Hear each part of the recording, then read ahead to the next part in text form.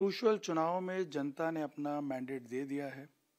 लगातार ये चर्चा चल रही थी कि इस बार रिवाज रहेगा या राज बचेगा।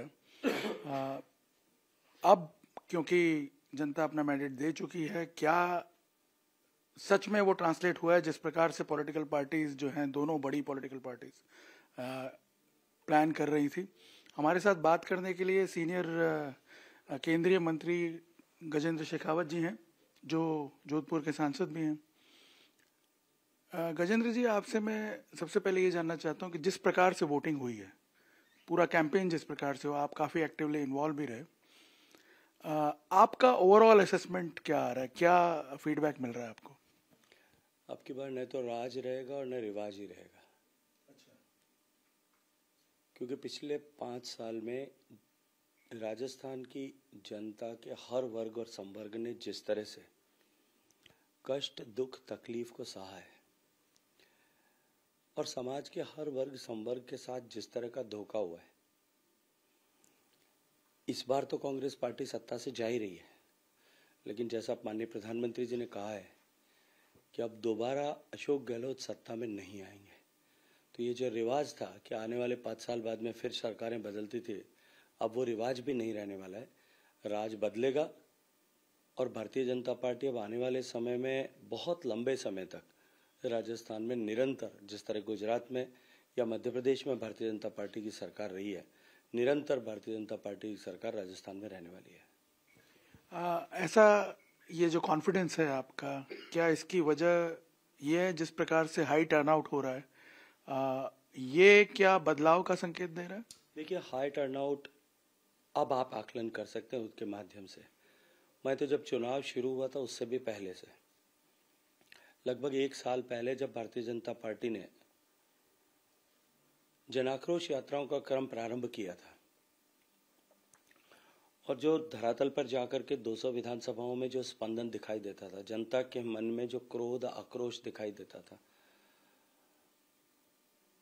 उसको देख करके स्पष्ट समझ आता था कि राजस्थान की जनता अब इस सरकार को सरकार मानने से इनकार कर चुकी है और वो एक एक दिन गिन करके चुनाव का इंतजार कर रही है।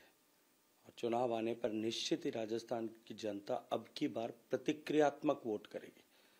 देखिए, सामान्यतः कोई सरकार रहती है या कोई जनप्रतिनिधि चुनकर आता है, उसके खिलाफ छोटा मोटा नाराजगी किसी विषय को लेकर के हो सकती है, लेकिन सभी लोग, समाज के सभी वर्ग संवर्ग, कृषि, किसान, महिलाएं, संविदा कर्मी, युवा, दलित, सभी लोग अगर किसान जो है सरकार के खिलाफ हो जाएं या जनप्रतिनिधि के खिलाफ हो जाएं, तो ये मान लेना चाहिए कि जनता अब की बार हराने के लिए वोट करेगी।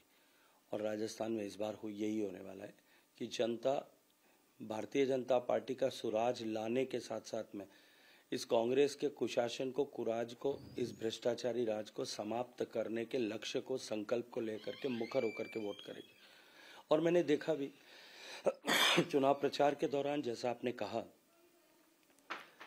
राजस्थान की जनता अब की बार, क्योंकि मैं पिछले 30 साल से ज़्यादा के समय से राजस्थान के चुनावों के साथ प्रत्यक्षतः जुड़ा रहा हूँ, मैंने पहली बार देखा कि राजस्थान की जनता मुखर होकर के, वोकल होकर के सामने अब सरकार को बदलने की चर्चा करती थी। 2013-14 की वो परिस्थितियां भी याद है जब माननीय मोदी जी का तूफान चल रहा था और उस तूफान के भरोसे राजस्थान में 163 सीटें आई थी। 2014 में जब पूरा देश बदलाव की बात कर रहा था, यूपीए के उस अंधियारे काली रात जैसे शासन को समाप्त करने के लिए पूरा देश सभी तरह की प्रतिबद्धताओं की सीमाओं को तोड़ करके बाहर निकल रहा था, तब भी मतदाता इतना मुखर नहीं था जितना मुखर होकर के अभी इस चुनाव में बोल रहा है। ये इस बात का परिचय है कि जनता ने कांग्रेस को सर्वथा नकार दिया है।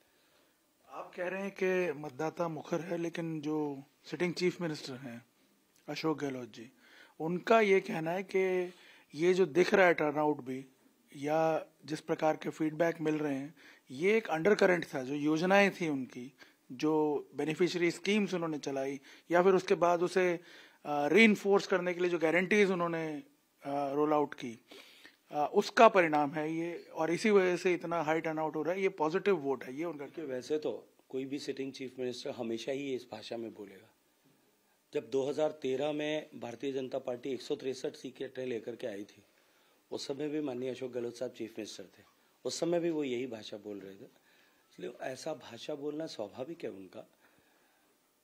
देखिए, कोई सरकार 4.5 साल तक डिलीवर न कर पाए, अपने किए गए वादों पर खरी न उतरे, अपने किए गए दावों पर खरे न उतरे, और जनता जब अस्वीकार करना शुरू कर दे और ये जानते हुए कि धरातल खिसक गया है, फिर सरकार कोई योजनाएं लेकर के आए, गारंटीज लेकर के आए, फिर वो योजनाएं भी धरातल पर नहीं ट्रांसलेट हो पाए, तब कोई दूसरी गारंटीज लेके आए, वो गारंटीज भी पूरी नहीं कर पाए, तो एक बार फिर नए सब्जबाग दिखाने के लिए पहली बार 44 पेज का घोषणा पत्र लेकर के आए थे, अब की बार 85 पेज का लेकर के आए, डबल झूठ लेकर के आए। देखिए, जनता एक बार राजस्थान में विश्वासघात होने के बाद में दोबारा जनता उसको न तो माफ करती न स्वीकार करती। उनका ये कहना है कि जनता उनके साथ रिलेट कर पा रही है और इसीलिए उसे काउंटर करने के लिए बीजेपी की तरफ से लगातार एक नेगेटिव कैंपेन चलाया जा रहा है। जो लाल डायरी की बातें की जा रही है, ये बकायदा एक साजिश के तहत ये सारी चीजें जो है वो जनता को गुमराह करने के लिए प्रोपोगेट की गई थ्रू आउट, लेकिन उसका कोई असर नहीं हो रहा है। देखिए, राजस्थान में किसानों के साथ 2018 में कांग्रेस पार्टी ने जिस तरह का वादा किया था, उस वादे को पूरा न करने के चलते हुए राजस्थान में लगभग 20,000 किसानों की जमीन नीलाम हुई और 2,000 किसानों ने आत्महत्या की। उन किसान जिन्होंने आत्महत्या की, उनकी चर्चा करना क्या नेगेटिव कैंपेन है? और अगर है तो मुझे करना ही चाहिए। राजस्थान में इस सरकार की अकर्मण्यता के चलते हुए 70 लाख युवाओं के सपने चूर चूर हो गए। बेरोजगारी भत्ते के नाम पर उन्हें 17 बार पेपर लीक का उपहार दिया गया। सरकार पेपर लीक को नहीं रोक पाई। अब ऐसे 70 लाख युवाओं के दर्द को उठाना और उनके परिजनों के अरमानों पर हुई इस चोट की बात करना अगर नेगेटिव कैंपेन है तो मुझे करना ही चाहिए। राजस्थान में एनसीआरबी का डेटा कहता है कि देश में सबसे ज्यादा बलात्कार राजस्थान में हुए। 2 लाख केसेस महिलाओं के प्रति अपराध के दर्ज हुए। हजारों अबोध बालिकाओं के साथ में दरिंदगी हुई। सैकड़ों अबोध बालिकाओं को दरिंदगी के बाद में कत्ल कर दिया गया। राजस्थान की महिलाओं में एक दहशत और डर का माहौल पैदा हो गया। अब उन महिलाओं की करुणा और उनकी आंखों से बहे हुए दुख के आंसू की बात करना अगर नेगेटिव कैंपेन है तो मुझे करना ही चाहिए। राजस्थान में भ्रष्टाचार का बोलबाला हुआ और राजस्थान भ्रष्टाचार में देश में 1 नंबर पर पहुंचा। यदि उस भ्रष्टाचार को उजागर करना गहलोत साहब नेगेटिव कैंपेन मानते हैं तो मुझे करना चाहिए। राजस्थान महंगाई में देश में 1 नंबर पर पहुंचा। पेट्रोल और डीजल 10 रुपए से ज्यादा महंगा राजस्थान के लोगों को खरीदने के लिए मजबूर होना पड़ा। यदि उसके प्रति आवाज उठाना नेगेटिव कैंपेन है तो मेरा धर्म है, मुझे करना ही चाहिए। राजस्थान का किसान बिजली न मिलने के कारण से जलती हुई अपनी फसलों को देख करके खून के आंसू रो रहा था। यदि उसके खिलाफ बात उठाना निगेटिव कैंपेन है तो मुझे करना ही चाहिए। आनंद फानंद में जो घोषणाएं की गई, जो घोषणाएं धरातल पर नहीं उतरी और उन घोषणाओं के माध्यम से जमीन पर उतारने के बजाय उसके माध्यम से भ्रष्टाचार करके पैसा कमाने की कोशिश करें और पकड़े जाने पर कार्रवाई होने पर सरकार के दफ्तरों की तिजोरियों से सोना और अवैध कैश निकलने लगे, भ्रष्टाचार से अर्जित धन निकलने लगे, लॉकर सोना और रुपया उगलने लगे और उनके खिलाफ, उस भ्रष्टाचार के खिलाफ अगर आवाज उठाना नेगेटिव कैंपेन है तो मुझे करना चाहिए। इसलिए ये सारे विषय अपनी विफलताओं को ढकने के लिए माननीय गहलोत साहब इस तरह की जादूगरी और शब्दों की बाजीगरी करने का प्रयास करते हैं, लेकिन जनता है सब जानती है। उनका ये कहना है कि अगर उनकी योजनाएं कारगर नहीं थी तो बीजेपी उसको कॉपी क्यों कर रही है? मतलब जैसे आप लोगों ने भी अनाउंस किया 450 रुपए में गैस का सिलेंडर देंगे, या फिर उनका ये कहना था कि मध्य प्रदेश और छत्तीसगढ़ में जाके बीजेपी वो सारी बातें कर रही है जो राजस्थान में सक्सेसफुल हुई है। देखिए, विषय यह है कि सक्सेसफुल कहाँ हुई है। ये कहा गया कि हम 1.5 करोड़ महिलाओं को मोबाइल देंगे, 14 लाख को दिया और उस 14 लाख में भी जो भ्रष्टाचार किया गया उसके चलते हुए कहीं मोबाइल में ब्लास्ट हो रहा था, कहीं अलमारी में गर्म होकर फट रहा था, कहीं मोबाइल जो है वो काली स्क्रीन काली होकर के बंद हो गया। ये घोषणा की गई कि हम अन्नपूर्णा किट देंगे, भोजन सामग्री देंगे लेकिन जब वो भोजन सामग्री का पैकेट लोगों के पास पहुंचा, उसकी गुणवत्ता को लेकर के संदेह हुआ। राज्य सरकार की लेबोरेटरी ने टेस्ट करके उसको not fit for human consumption declare कर दिया। एफएसएसआई ने उसके सैंपल्स लेकर के 2/3 सैंपल्स को जो है रिजेक्ट कर दिया, सबस्टैंडर्ड मान लिया, मिलावटी मान लिया।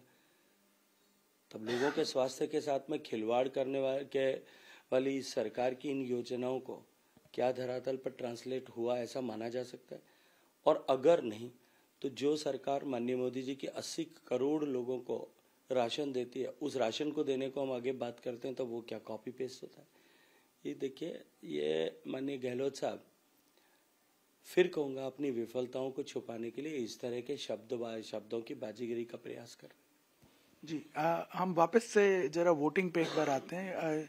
ये जो हाई टर्नआउट है, एक अगर आप जानकारों की हम माने तो एक रीजन ये भी बताया जा रहा है कि क्योंकि राजस्थान में काफी जगहों पे, करीब 80 से ज्यादा जगहों पे, सीटों पे ट्रायंगुलर फाइट थी, काफी स्ट्रांग कैंडिडेट्स मैदान में थे।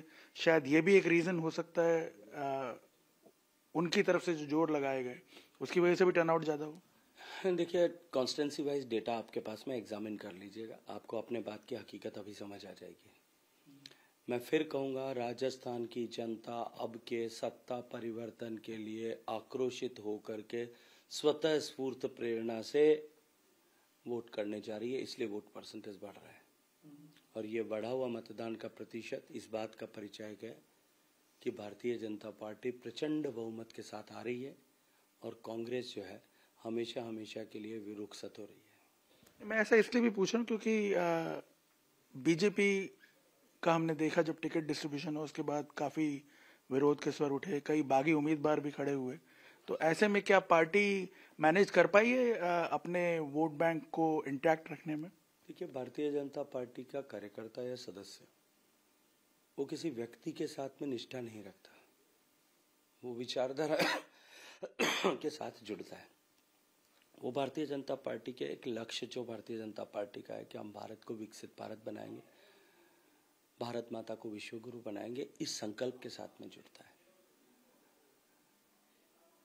निश्चित ही राजनीतिक क्षेत्र महत्वाकांक्षाओं का क्षेत्र है, स्वतः स्फूर्त प्रतिस्पर्धा का क्षेत्र है और एक लोकतांत्रिक व्यवस्था वाली दल होने के नाते बहुत सारे एस्पिरेंट्स होते हैं। और ऐसे समय में जब ये इनएविटेबल हो जाए, अपरिहार्य हो जाए कि अब सरकार भारतीय जनता पार्टी की बननी ही है, तो निश्चित ही इस तरह की एस्पिरेशन रखने वाले लोगों की संख्या बढ़ जाती है। इसके चलते बहुत सारे लोगों ने पार्टी के निर्णय के विरुद्ध जाने का प्रयास किया, लेकिन अधिकांश लोग वापस पार्टी में लौटे हैं और उन्होंने पार्टी के साथ काम करना स्वीकार किया। जो लोग लौट कर नहीं आए और रिबेल के रूप में कुछ लोग चुनाव में अपना किस्मत आजमा रहे हैं, लेकिन वो भी अब धीरे धीरे एहसास करने लगे हैं कि पार्टी के बिना, पार्टी के अतिरिक्त उनका न तो कोई अस्तित्व है और न कोई वजूद ही है। और भारतीय जनता पार्टी का तो इतिहास है, इससे पहले भी भारतीय जनता पार्टी से जितने भी लोग इस तरह से, बड़े बड़े नेता इस तरह से अलग हुए अपने व्यक्तिगत कारणों से, अपनी व्यक्तिगत महत्वाकांक्षाओं से, अंततः उनका क्या हश्र हुआ और उनको वापस किस तरह से पार्टी में आना पड़ा, ये हम सब ने देखा और हम जानते हैं। जी, जिस तरह से आप कह रहे हैं एकदम विश्वस्त होकर कि सरकार बन रही है, तो क्या आप कोई अनुमान लगा सकते हैं कितनी सीटें आएंगी? देखिए, मैं संख्या की बाजीगरी नहीं करना चाहता, लेकिन मैं इतना जरूर कहूँगा कि राजस्थान में एक नया इतिहास बनेगा। और जब मैं इतिहास बनने की बात करता हूँ तो क्योंकि 2013 में हम एक इतिहास बना चुके हैं, एक रिकॉर्ड 81.5% सीट्स हमको मिली थी। तो जब इतिहास बदलना है तो उससे आगे जाना पड़ेगा। तो आज जिस तरह की परिस्थिति मैं देखता हूँ, उसके आधार पर मैं कह सकता हूँ, जो मैंने प्रवास किया उसके अनुभव के आधार पर कह सकता हूँ, जो लोगों का मुखर होकर के बोलना और सामने आकर के भारतीय जनता पार्टी को जिताना का संकल्प लेना, इसके आधार पे कह सकता हूँ कि इतिहास नया बनेगा। क्या हम ये अनुमान लगा सकते हैं मुख्यमंत्री कौन होगा इस वक्त आपसे बातचीत में? मुझे लगता है कुछ चीजें हमको चुने हुए विधायकों पर और पार्लियामेंट्री बोर्ड पर छोड़ देना चाहिए। लेकिन 3 तारीख को आप कॉन्फिडेंट हैं कि मैं तो इस बार भी कॉन्फिडेंट हूँ 3 तारीख को क्या परिणाम आएगा। आज से 1 महीने पहले भी था, आज से 6 महीने पहले भी था, आज से 1 साल पहले भी था। बहुत बहुत शुक्रिया हमसे बात करने के लिए।